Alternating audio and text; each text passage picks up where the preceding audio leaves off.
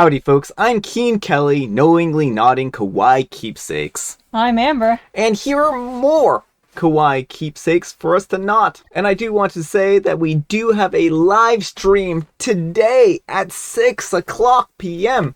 See additional details at the end of the video if you would like to join us. We hope to see you there. But let's get started. Alright folks, our first letter is an update from the story from yesterday titled, Update, I broke up with my boyfriend over the Barbie movie. Hi everyone, I know everyone says this, but I really didn't expect this to blow up.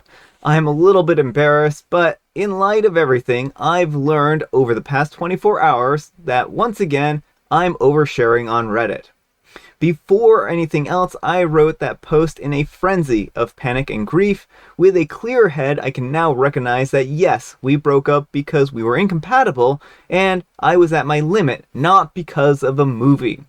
Some people were saying that I maybe needed the Barbie movie more than he did since I was clearly dating a bigot, and to that, I just agree. I was convinced that I loved him, but I just don't think that I really understand my values / feel deserving of someone better. I've learned my lesson. As a woman of color, I will never let myself be treated like that again. My biggest regret is that my loved ones have had to endure him as well. I've been cheated on before, but I usually find out and then we break up. Since then, I found out about my ex's cheating. After I broke up with him, I'm not exactly torn up about it. I feel like I skipped the questioning and sadness and went straight to the over it. But since I have everyone's attention, I'm just going to put him on blast right now. I can confidently say that his beliefs were the worst part about him, and I'm not extremely surprised that he didn't respect me enough to be loyal. But the way I found out was actually kind of funny. His brother had been keeping me semi-updated on missing Ken situation, and I haven't really been asking any questions other than how he and his family are doing. They're not mad at me, they are aware of the situation. His brother even thanked me for taking care of him for as long as I did. He texted me this morning around 9 saying that we don't need to worry anymore because he's at their cousin's house in Colorado Springs. Then around 12 in the afternoon, I got multiple calls from a friend saying that he heard from my ex. This friend is terrible so much, and I'm just not going to get into it. I'm supremely regret giving him my number at all. He was obviously under the influence of some sort, not to judge, but literally at 12 p.m., and he's telling me stuff like he's literally so much happier now that you let him go, and that he just felt bad for me, and that I was a charity work. And then he said now he can be with his man for real. His name, getting some real adult intimacy time now. I asked him to clarify, and he gave me the oh she laughing type of thing that they do when someone says something that they weren't supposed to. And then he said F me and hung up. But the potentially the worst part that has been getting to me is that he definitely is at his cousin's house. His brother confirmed. I think that I'm going crazy because I've seen his cousin on Insta feed before and she's literally stunning.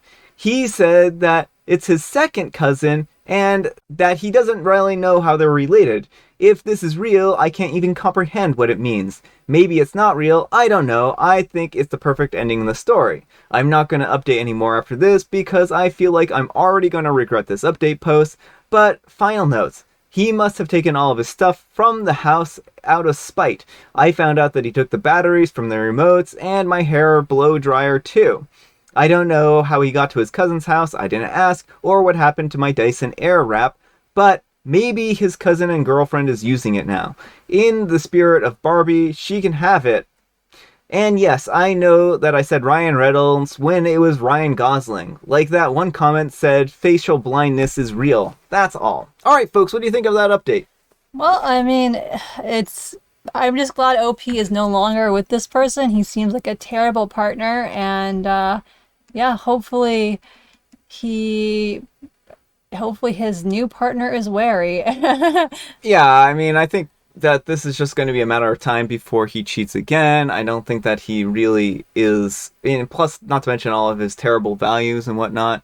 I don't know why this cousin is with him if he harbors these kinds of terrible things, and it's just unfortunate that, you know, he went from one person to another person to kind of spread his nastiness, so. But let me know what you folks think. So anyhow, take care and good luck. Alright folks, our next letter is titled, Am I a Jerk for Telling My Fiance That I'm Not Going to Pay for His Parking at Work? Hey everyone, a little backstory. I'm a 23-year-old female, and I've been driving my fiance, Eric, a 23-year-old male, to his workplace for almost a year now.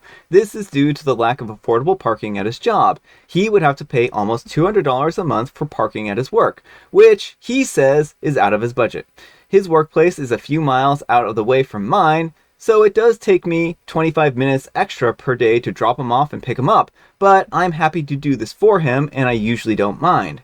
Eric has never offered to pay me any gas money, which is totally fine again. The only thing I ask of him is that he be ready and on time to leave in the morning. Eric has a very chill job, where if he's late to the office, it really doesn't matter. My job is the opposite.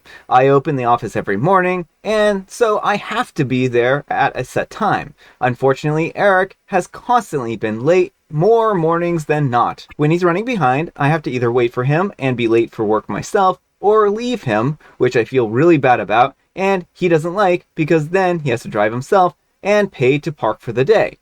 I'll admit that when he's late, it frustrates me. I'll often go quiet in the car, which he says makes him feel bad. Now onto the problem at hand. Eric was late again this morning, and again I was upset. In the car, I told him that I couldn't keep being late for work, and he really needs to be on time. I need to mention that never once have I raised my voice at Eric or said any harsh words. When I am upset, I simply go quiet.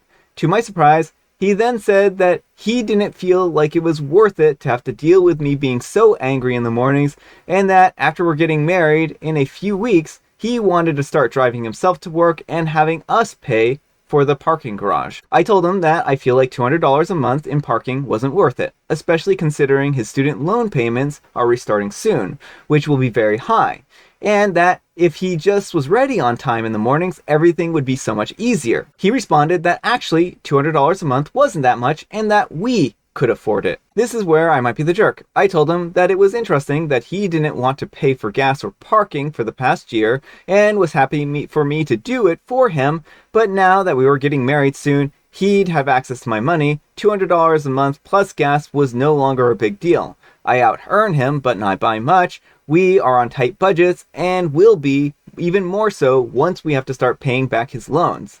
I said that if he wanted to pay for parking himself, that was fine, but I wouldn't be contributing as I saw it as an unnecessary expense. I added that I was still happy to drive him to work every single day, but I did want him to be on time. He got very angry and said that I was lording my money over him. He said that it wasn't my business what he wanted to pay for, and that I had no right to control his schedule. I dropped him off at work, and we haven't talked since. I really don't want to be controlling, and I'm starting to feel awful. Am I the jerk here? Alright folks, what do you think? Jerk or not the jerk? Not the jerk, and OP, do not marry this man. And at a bare minimum, do not combine finances with this man. His whole attitude of, it's not your business what I do with your money is very, very concerning. It seems like he has the attitude of what's mine is mine and what's yours is mine. Yeah, I'm a little worried about that aspect of this, because it really does seem like he feels that once they combine finances, it's going to be all his money, and that he can call the shots on this, because that should be a discussion where the two of them sit down and make a budget, and they decide how much money they have, where they can spend on stuff that isn't a necessity, right? And certainly, I think you could argue that a $200 a month parking garage might be worth it in some cases, but I think, again, that needs to be a decision that they both arrive to. And if he's not willing to pay it on his own, why is it all of a sudden now a necessity? Yeah. And I also think his general disrespect for you, OP, is very troubling. Like, he's a grown adult. He should be able to get up and ready for work on time. Mm-hmm. And he should respect your time enough and your job enough that he's not making you late. Yeah, he really doesn't respect her time. And that's pretty concerning as well, because he's not going to respect your time anymore when you two are married. And it seems like he feels like he should be able to get to work and leave whenever he wants, because it's no inconvenience to him, even though it's an inconvenience to you. And so it just seems very self-centered. But let me know what you folks think. So anyhow, take care and good luck. And a plethora of a dog says, I don't suppose that there are any Parker rides or public transportation options for him. Or is there a monthly parking pass available that might be a bit cheaper? And OP replies, unfortunately, that is the cost of the monthly parking pass. There is a bus/train system, but he doesn't want to use that. And Arandi on the Rock says, why doesn't he want to use public transportation? Is it because it would require him to pre-plan and be on time so he doesn't miss the bus or train? Is it because that it would take significantly longer? Does he have a stereotype about the kind of people who use public transportation? I get that public transportation is usually less convenient than driving, but the fact is that he flat out refuses is troubling, especially after you showed him the budget. Has he tried to use the bus or train? Does public transportation cost a lot where you live? And OP replies, he has not yet tried. I believe a round trip on the bus would cost him around $4 a day here. I think he finds it inconvenient and doesn't want to ride on the bus with other people who ride the bus, so yes, some stereotyping there. The bus stop is only about a 2-minute walk from where we live. I think that really just enforces everything here. Instead of being slightly inconvenienced in getting onto the bus, which is, a very small inconvenience, he refuses and just drives himself into work whenever he's late.